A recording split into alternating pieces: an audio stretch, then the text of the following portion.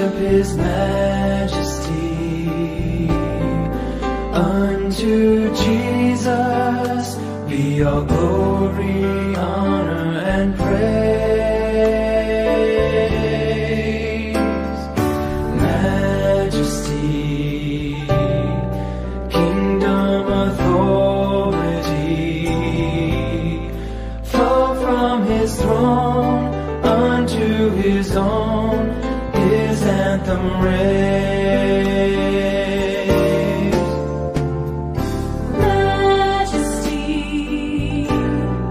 worship His majesty. Unto Jesus be all glory, honor, and praise.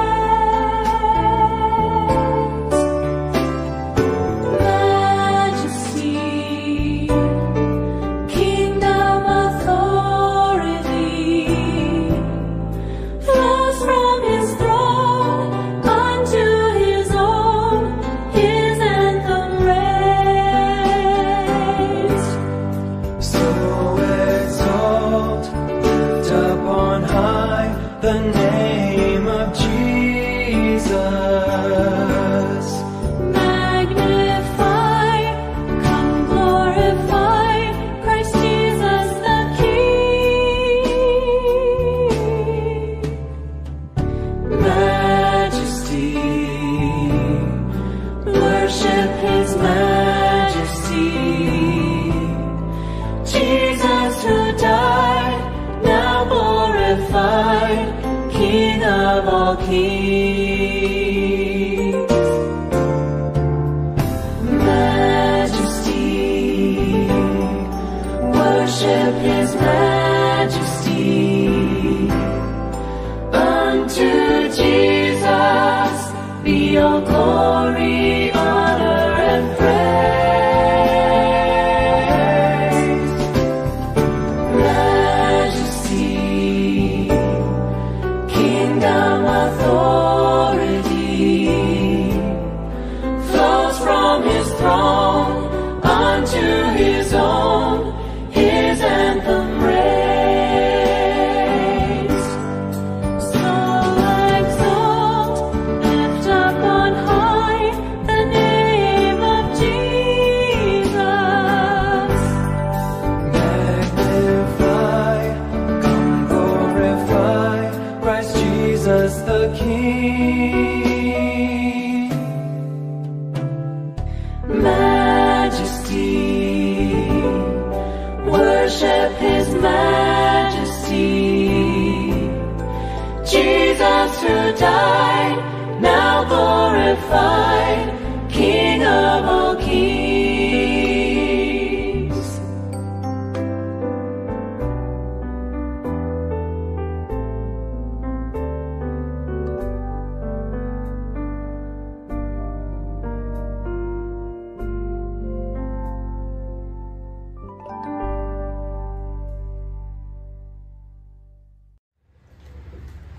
Magandang umaga po mga magulang ko't kapatid sa pananampalataya. Salamat sa Diyos sa biyaya po ng buhay. Ang paksa pong ating tatalakayin ngayong umaga ay tungkol po sa karapatan ni Jesus na kung saan ang qualification daw niya po na gumawa ng kabutihan, gumawa ng himala at magpagaling sa kapwa ay hindi po pasado sa mga pariseyo, mga punong pari at sa mga pinuno po ng bayan. Tanong nga nila kay Jesus na ano ang karapatan niya na gumawa nito at kung sino ang nagbigay sa kanya ng karapatang ito. Ang teksto po na ating pagbabatayan ng ating pagninilay-nilayan ngayong umaga ay matatagpuan po sa aklat ni Mateo, Kabanata 21, mga talatang 23 hanggang 27, nahango po sa The Holy Bible, English Tagalog Diglot Version. At ganito po ang sinasabi. Pumasok si Jesus sa templo. Habang siya'y nagtuturo doon, lumapit sa kanya ang mga punong pari at mga pinuno ng bayan. Siya'y tinanong, ano ang karapatan mong gumawa ng mga bagay na ito? Sumagot si Jesus, tatanungin ko rin kayo.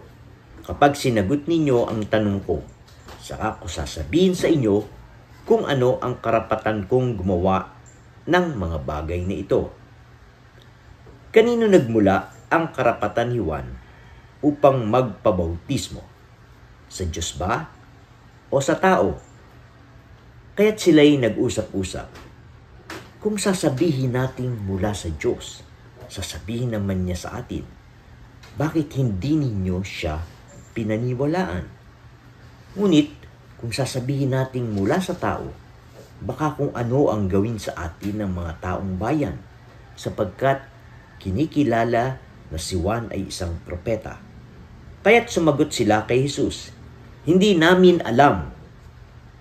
Sinabi naman niya sa kanila, hindi ko rin sasabihin sa inyo kung saan galing ang karapatan kong gumawa ng mga bagay na ito.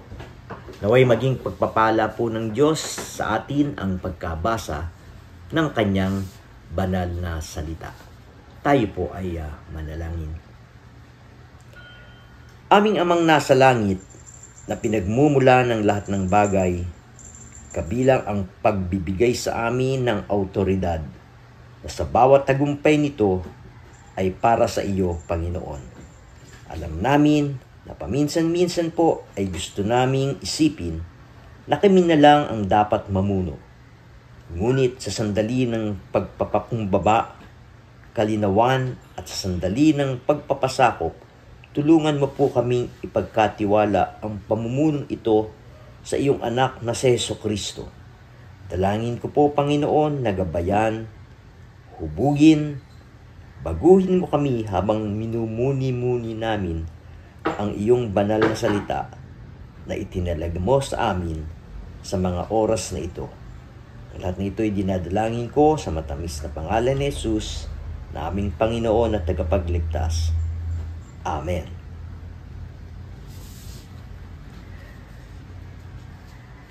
Maliwanag, malinaw, sigurado, at tiyak ko na ang katanungan pong ito ay naririnig din natin sa ating mga tahanan, sa mga institusyon, sa pamahalaan, sa negosyo, at maging sa iglesia po kapag may pasisimulang importanteng gawain.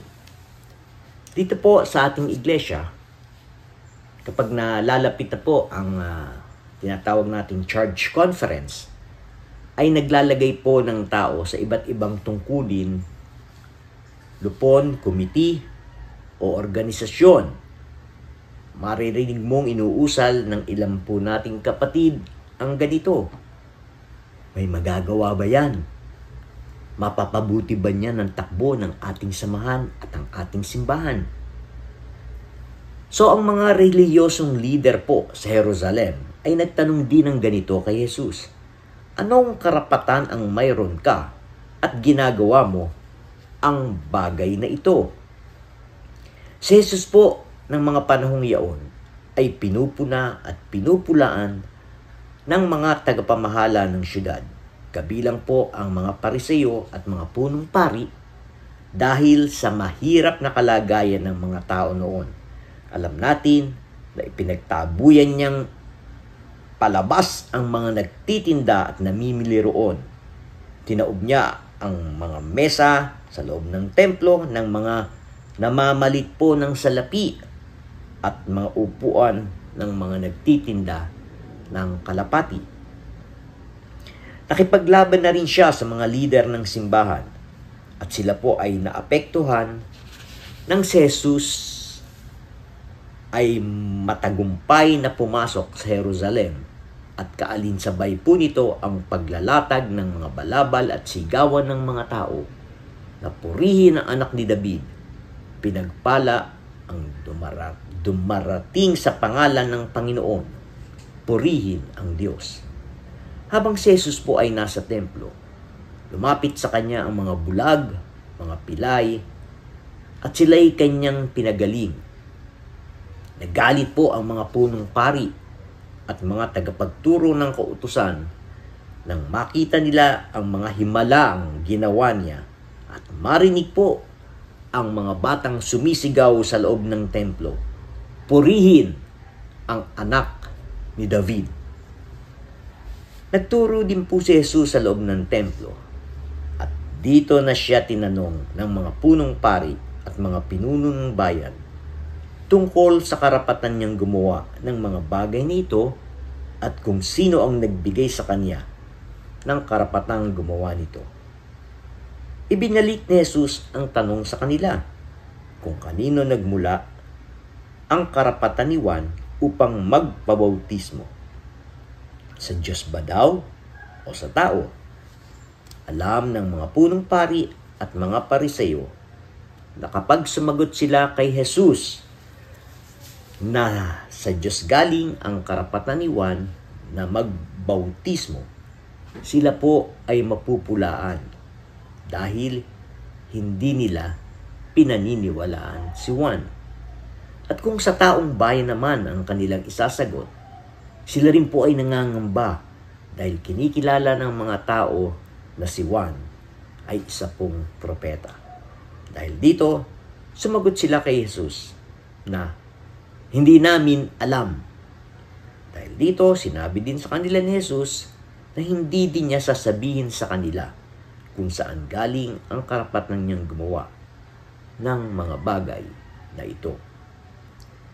Sa pamamagitan po ng pagsagot, gamit ang tanong ng tungkol sa pagbabautismo ni Juan Bautista, naabot ni Jesus ang puso ng mga Pariseo, punong pari, tulad po ni Caiphas, at kahit din po sa mga Romanong tumutuligsa sa kanya, tulad po ni Poncio Pilato.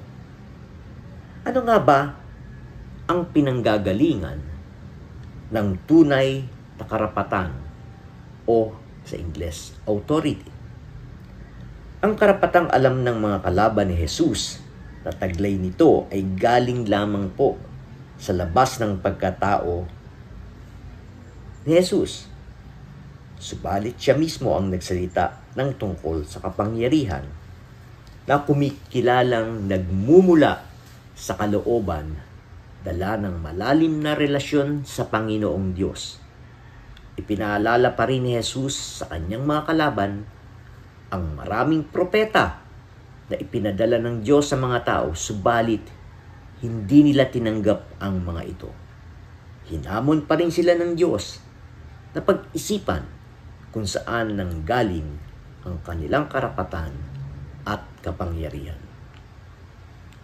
Mga magulang ko't kapatid, sa ating pong kapanahunan ngayon bilang isang Kristiyano at mananampalataya sa Diyos, ano ba ang dapat nating gawin sa authority o karapatan natin na binigay sa atin ng Diyos?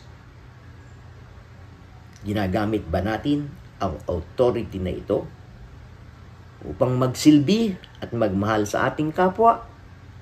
O ginagamit natin ito na paraan upang manakop kapag tayo ay nasa posisyon na o gusto po nating magdomina, mamayani, at ito po ang nakalulungkot, manamantala sa ating kapwa? Nagagamit ba natin ang authority na ito upang maipahayag ang kabutihan ng Diyos sa ating kapwa? O nahihiya po tayo dahil hindi ito naaayon sa paningin ng ating kapwa? Sikapin natin na ang karapatang ito ay mapagsisilbihan ang nakararami ng ating kapwa-tao at hindi upang maghari at manamantala sa ating kapwa. Bawat isa sa atin na anak ng Diyos ay may nakatakdang gawain. Malaki man po ito o maliit. Ikaw ay pwedeng maging isang tagapamuno o leader, tagapamahala, sa Ingles, manager, tagapangalaga, guardian, o kaya'y tagapangasiwa, administrator. Hindi ka paghahanapan ng Diyos ng anuman na wala ka at ayon sa iyong kakayahan. Ang mahalaga, anuman ang gawaing iniutos sa atin ng Diyos ay mahalaga, kaya gawin natin ito ng buong puso, may marubdob at may katapatan po sa ating kapwa. Ikaw kapatid, saan ba galing ang karapatan mo upang maging mabuting pinuno, tagapamahala, tagapangalaga, at mabuting tagapangasiwa? Sa ating buhay Kristiyano, ang maglingkod sa Diyos at ang maglingkod at magmahal sa ating kapwa ang hinihingi ng Diyos sa atin. This is the true authority. To God be all the glory and praise forever. Amen. Tayo po ay manalangin. Panginoong Jesus, tunay nga na handa kami at buong pusong tinatanggap ang gawaing iniatas mo sa amin na maglingkod at mahalin ang aming kapwa. Salamat na ikaw ay laging kasama namin sa lahat ng panahon at sa lahat ng dako. Alang-alang sa aming mga kapatid na nangangailangan sa iyo ngayon, Panginoon, tulungan mo po kami sa pamamagitan ng iyong banal na Espiritu na gumawang magkakasama at may buong pusong pagtatapat, pagmamahal at paglilingkod. Sa iyo lahat ang kapurihan, Panginoon.